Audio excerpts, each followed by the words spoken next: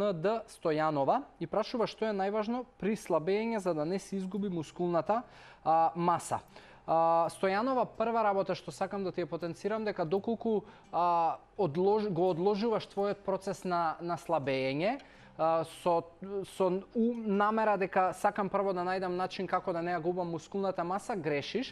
Значи, најдобро е прво да немаш вишок на килажа и реално е многу тешко да слабееш, особено ако се работи за вишоци на килажа, да речеме над 10 килограми. Значи, многу е тешко да ослабеш над 10 килограми, а при тоа да мускулната маса да остане нечепната.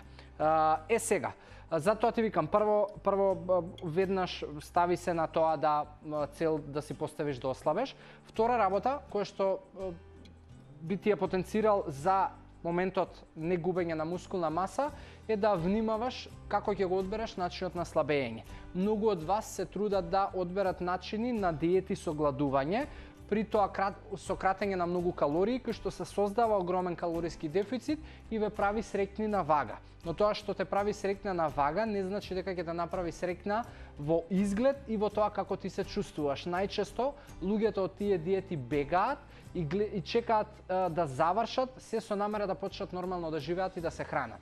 Затоа премногу калориски дефицит и диети со гладување исклучи ги и не помислуве да биде твојот начин на слабење. Значи нека биде еден оптимален начин на исхрана кој што кој што на мене ми помогна и кој што константно го промовирам и овде и со луѓето со кои што работам, а тоа е да почни со појадок во првиот пола сат до сат после будење, оброци на 3-4 часа, пи доволно вода и почни го процесот.